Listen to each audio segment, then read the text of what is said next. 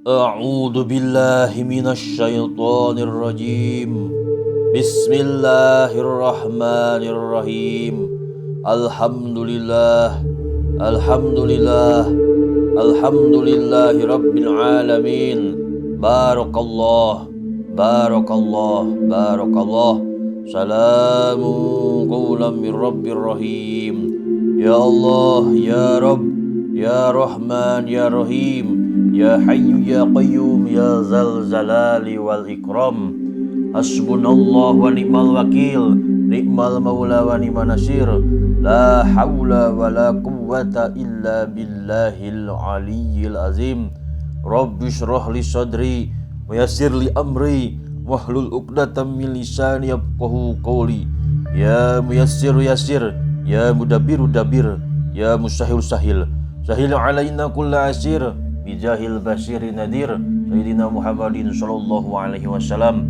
Allahumma sholli ala Sayyidina Muhammad wa ala ali Sayyidina Muhammad kama shollaita ala Sayyidina Ibrahim wa ala ali Sayyidina Ibrahim wa barik ala Sayyidina Muhammad wa ala ali Sayyidina Muhammad kama barakta ala Sayyidina Ibrahim wa ala ali Sayyidina Ibrahim fil alamin innaka Hamidum Majid.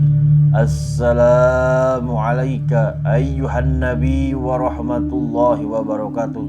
Assalamu alayna wa ala ibadillahi sholihin. Ashhadu an la ilaha illallah wa ashhadu anna muhammadan abduhu wa rasuluhu.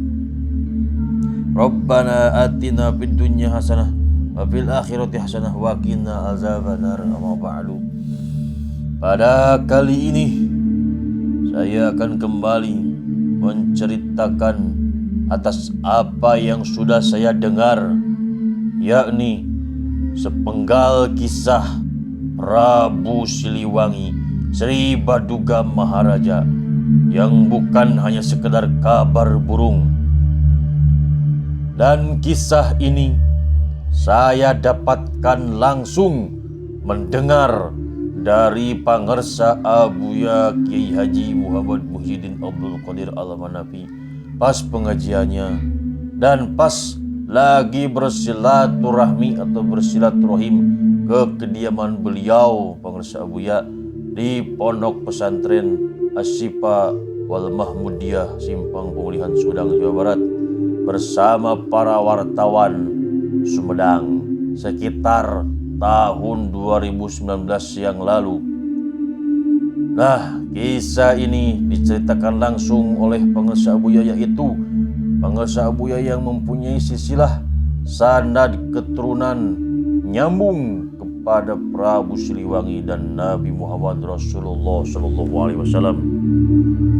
Adapun nasab silsilah dari leluhur Abuya sampai ke Abuya, dari pertamanya itu dari Nabi Muhammad Rasulullah sallallahu alaihi wasallam yang mempunyai putri Sayyidatuna Fatimah Az-Zahra radhiyallahu anha, yang mempunyai putra Sayyidina Husain radhiyallahu anhu, mempunyai putra Imam Zainal Abidin radhiyallahu anhu, terus sampai Imam Muhammad Al-Baqir radhiyallahu anhu, Imam Muhammad Ja'far As-Shadiq radhiyallahu anhu, Imam Ali Ar-Uraldi radhiyallahu anhu, Imam Muhammad An-Nakib radhiyallahu anhu, Imam Isa An-Nakib radhiyallahu anhu, Imam Ahmad Al-Muhajir radhiyallahu anhu, Imam Ubaidillah radhiyallahu anhu, Imam Alwi radhiyallahu anhu, Imam Muhammad radhiyallahu anhu, Imam Alwi radhiyallahu anhu, Imam Ali Kholaqosam radhiyallahu anhu, Imam Muhammad Sohibu Mirbat radhiyallahu anhu, Imam Alwi radhiyallahu anhu, Imam Abdul Malik radhiyallahu anhu, Imam Abdullah Udmatuhan radhiyallahu anhu, Imam Ahmad Syah Jalal radhiyallahu anhu, Imam Jamaluddin Al-Husaini radhiyallahu anhu, Imam Ali Nur Alam radhiyallahu anhu, Imam Umatuddin Abdullah atau Sultan Syarif Abdullah radhiyallahu anhu yang menikah dengan anak Prabu Siliwangi yang bernama Nyimas Rara Santang atau Sayyidatuna Syarifah Mudaim, kakak kembarnya Raden Kian Santang atau Prabu Kian Santang. Nah, ini cerita kenapa Prabu Kian Santang dan Nyimas Rara Santang disebut kembar. Singkat cerita, pada waktu kelahiran beliau Nyimas Rara Santang dan Prabu Kian Santang itu berbarengan, dan janin atau bayi kembar tersebut terbungkus satu wadah, dan bungkusnya itu seperti baligo kalau zaman sekarang, sehingga Prabu Siliwangi mendapatkan ilham bahwa untuk membuka bungkus tersebut harus dibelah oleh biji padi, satu biji. Dan dilakukanlah oleh Prabu Siliwangi, dan dibelahlah bungkus janin tersebut, sehingga keluarlah bayi kembar perempuan dan laki-laki, yang tidak lain mereka adalah Nyimas Rara Santang dan Raden Kian Santang. Singkat cerita, ketika sudah dewasa, Nyimas Rara Santang menikah dengan Imam Umatuddin Abdullah atau Sultan Syarif Abdullah radhiyallahu anhu, dan mempunyai putra Kanjeng Syekh Syarif Hidayatullah atau yang lebih dikenal dengan Sunan Gunung Jati Cirebon, dan mempunyai putra Sunan Gunung Jati mempunyai putra Maulana Abdurrahman Al-Qadri Mataram, mempunyai putra Pangeran Atas Angin Cirebon, mempunyai putra Eyang Dipati Ukur 1, Eyang Dipati Ukur 2, Eyang Dipati Ukur 3, Eyang Dalam Naya Sari Cimanganten Garut, Eyang Dalam Naya Dirga, Eyang Dalam Haji Abdul Manaf Mahmud Bandung, Mah Sayyidi, Mah Haji Abdul Qahar Awal, Mah Haji Abdul Qahar Sani, Mah Gede, Mbah Rois, Mah Hajah Mariah, Mama Bojong, Mama Kiai Haji Ahmad Toha Mustawi atau yang lebih dikenal sebutannya oleh Abu Yai itu Apa Oha. Dan Apa Oha atau Kiai Haji Ahmad Toha Mustawi mempunyai putra Abuya Kiai Haji Muhammad Muhyiddin Abdul Qadir Al-Manafi. Mohon diperhatikan dari sederetan nama-nama di atas yang diucapkan langsung oleh Abuya Kiai Haji Muhammad Muhyiddin Abdul Qadir Al-Manafi. Di antaranya ada beberapa nama yang sama, dan ada beberapa nama yang disebutkan berdasarkan nama julukannya saja. Seperti apa yang dikatakan oleh Pangersa Abuya, mengingat Prabu Siliwangi merupakan nama atau sebuah gelar. Jadi pada zaman dulu itu ada beberapa Prabu Siliwangi, seperti halnya Fir'aun yang terdiri dari beberapa Fir'aun. Jadi agar supaya tidak simpang siur, Prabu Siliwangi yang dimaksud di sini adalah Prabu Siliwangi yang sudah beragama Islam. Namun cerita akan dimulai dari sebelum Prabu Siliwangi masuk agama Islam, dan kisahnya berawal yaitu pada suatu masa Prabu Siliwangi ingin mempersunting Nyimas Subang Karancang yang tak lain adalah putrinya Syekh Kuro atau Syekh Qurratul Ain Pulau Bata, Karawang. Kemudian Prabu Siliwangi pun mendatangi Syekh Qurratul Ain untuk meminta izin terlebih dahulu. Setelah mendapatkan izin dari beliau, Prabu Siliwangi segera menghampiri Nyimas Subang Karancang untuk menanyakan perihal keinginannya itu.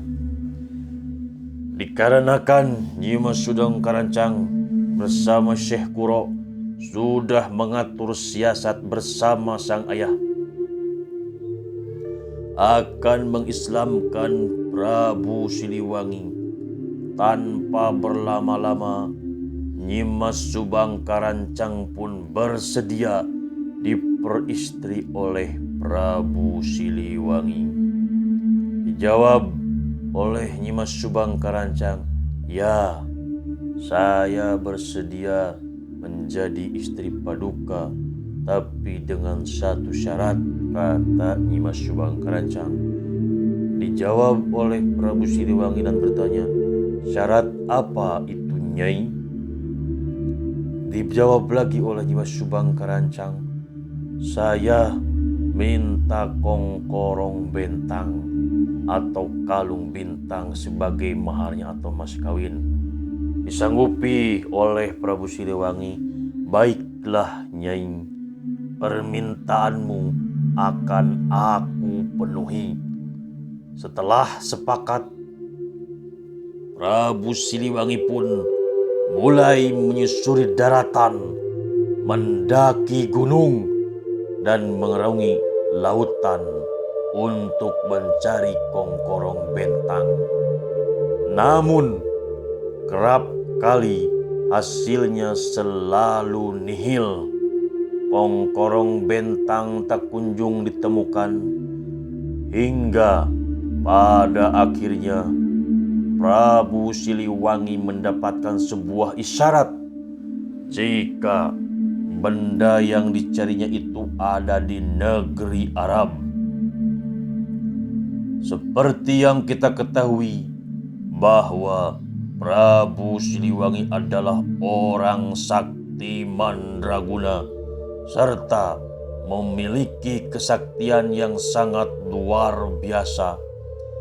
Jadi hanya dengan membaca mantra Hong, seketika itu juga Prabu Siliwangi tiba di negeri Arab. Setelah mencari tentang apa yang dicarinya, di sana Prabu Siliwangi menemui salah seorang wali Allah yang bernama Sayyid Ali. Nah, Sayyid Ali ini bukannya Sayyidina Ali yang waktu pada zaman Nabi Muhammad Rasulullah SAW, tapi ini sudah sampai zaman kesini, yaitu Sayyid Ali waliullah, ulama Allah. Lalu singkat cerita, diceritakanlah asal usul, maksud dan tujuan datangnya Prabu Siliwangi ke negeri Arab.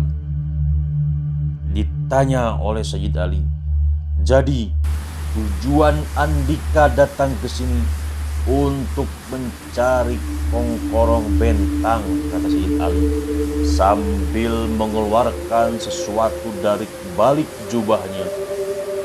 Dan benar saja, ternyata yang dimaksud kongkorong bentang itu adalah semacam tasbih yang bercahaya dan sinarnya bisa membuat wilayah tersebut menjadi terang benderang di malam hari. Kalung tasbih transparan, kongkorong bentang, tasbih berlian. Ya, itu yang saya cari. Berapa saya harus membayarnya?" kata Prabu Siliwangi. "Ambil saja dan jadikanlah mahar," kata Sayyid Ali. "Terima kasih, saya mohon pamit pulang ke Indonesia," kata Prabu Siliwangi. "Tunggu dulu," kata Sayyid Ali. "Andika tidak akan bisa membawa pulang kongkorong bentang itu sebelum Andika bisa mencabut tongkat yang tertancap ini." "Baiklah," kata Prabu Siliwangi, "akan saya cabut tongkat itu."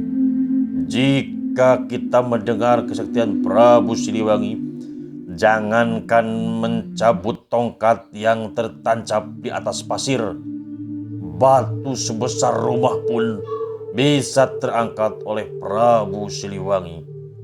Namun setelah berkali-kali mencoba mencabut tongkat yang tertancap tersebut, sama sekali tongkat tidak tercabut sedikit pun, bahkan tidak goyang sedikit pun.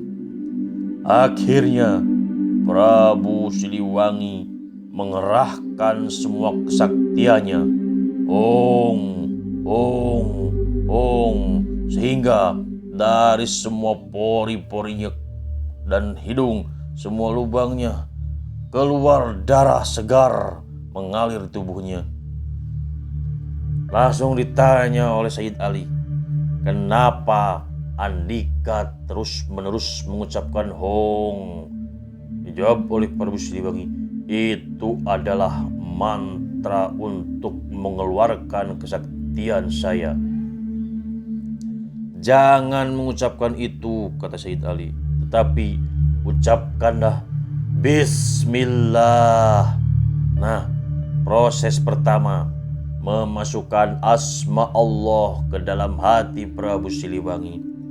Setelah mengucapkan Bismillah, akhirnya Prabu Siliwangi bisa mencabut tongkat yang tertancap di atas pasir tersebut, dan darahnya pun, luka-lukanya pun kembali pulih seperti sedia kala. Nah, jadi jelas sudah yang bertemu dengan Sayyid Ali di Arab di Mekah itu dan mencabut tongkat itu, yaitu bukan Prabu Kian Santang, tetapi Prabu Siliwangi lah yang kala itu belum masuk Islam.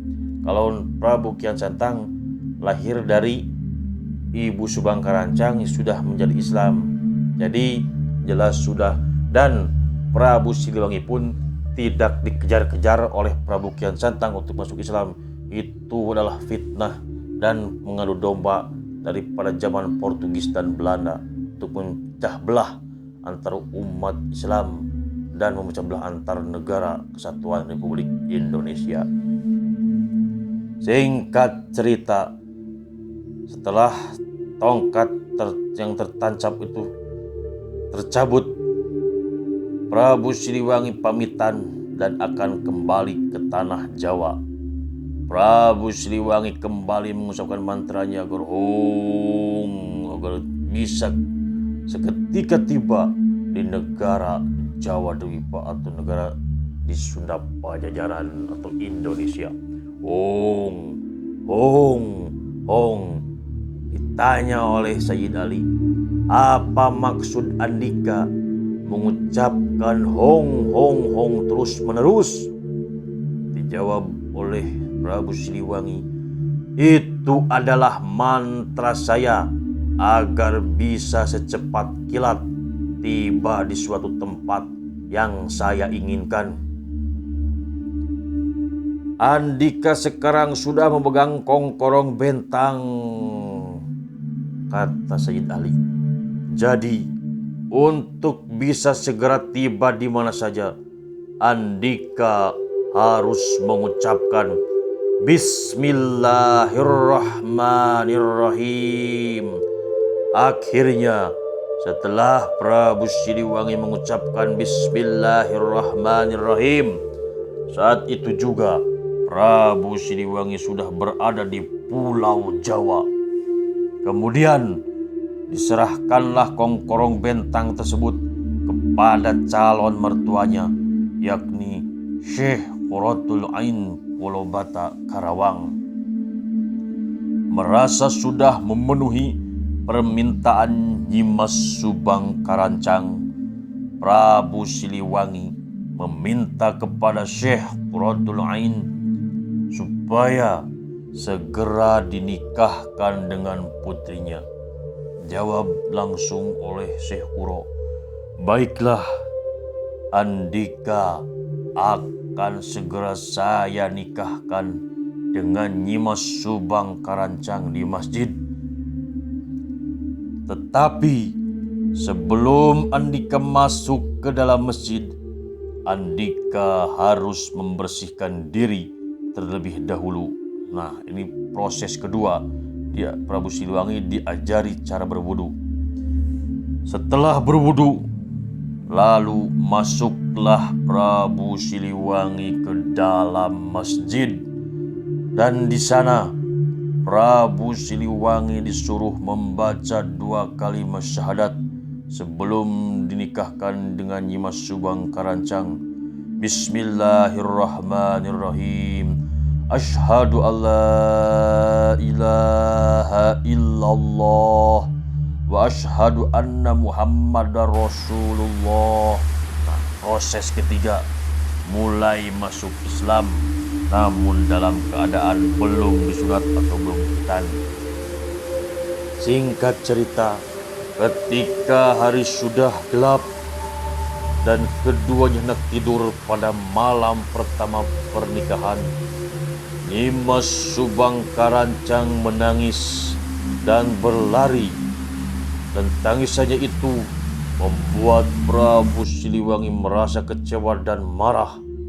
Akhirnya Prabu Siliwangi melaporkan kejadian itu kepada Syekh Qurratul Ain selaku ayah dari Nyimas Subang Karancang. Saya merasa kecewa ayahanda.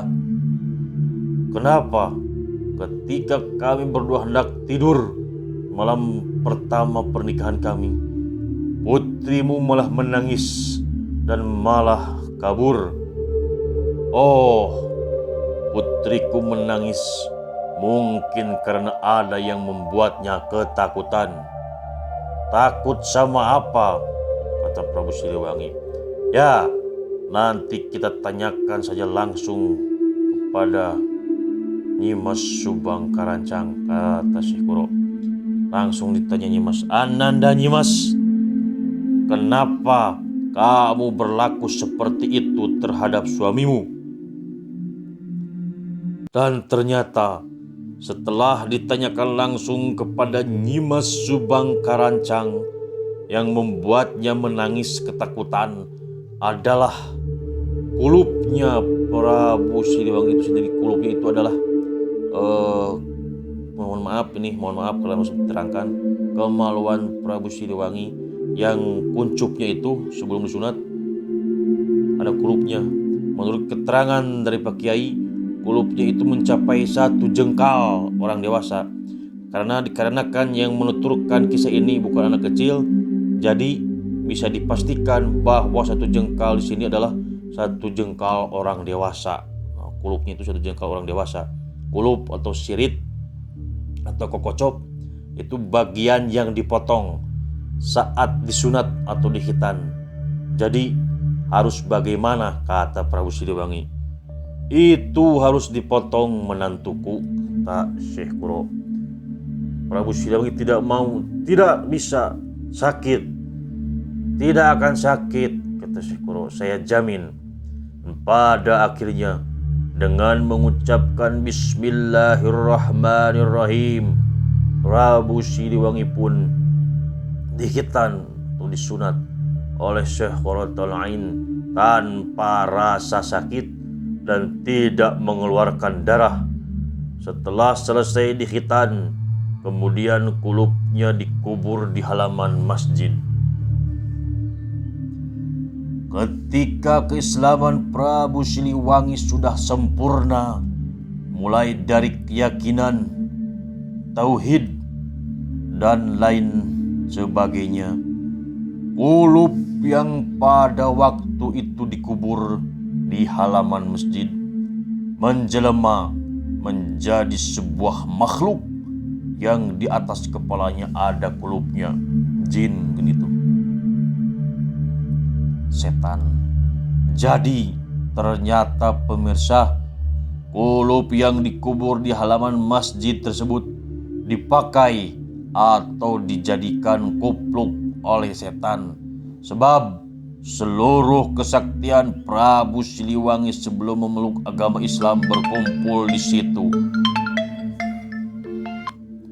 Semenjak saat itu, makhluk tersebut mengaku-ngaku jika Prabu Siliwangi itu adalah ayahnya dan bersikeras ingin diakui anak oleh Prabu Siliwangi.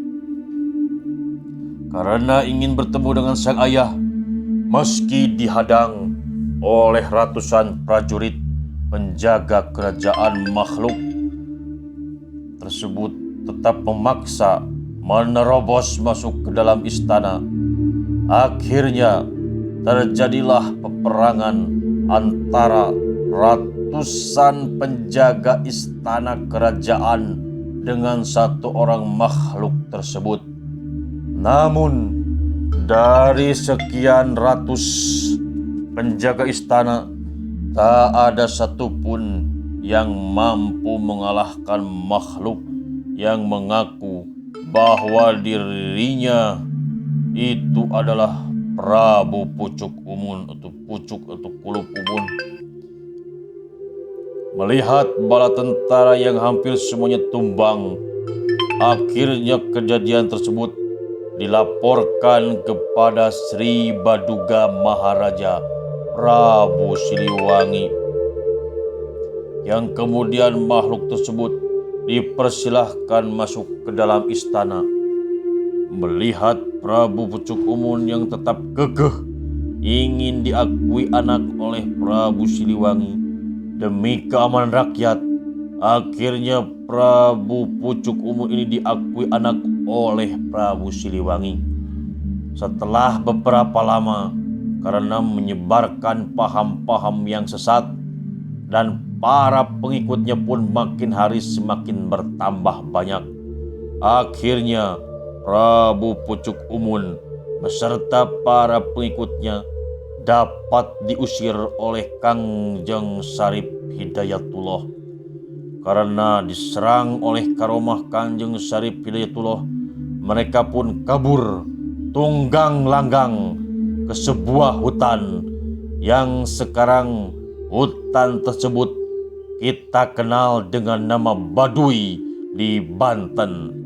Setelah kabur ke sana, pengejaran Prabu Pucuk Umun dan para pengikutnya diteruskan oleh Sultan Maulana Hasanuddin Banten, hingga tak ada lagi Prabu Pucuk Umun dan para pengikutnya yang tersisa di sana. Sebagai tambahan, ciri-ciri fisik sederhana yang bisa kita lihat dari keturunan Prabu Siliwangi asli adalah mereka memiliki gigi taring yang lebih panjang daripada gigi taring pada umumnya.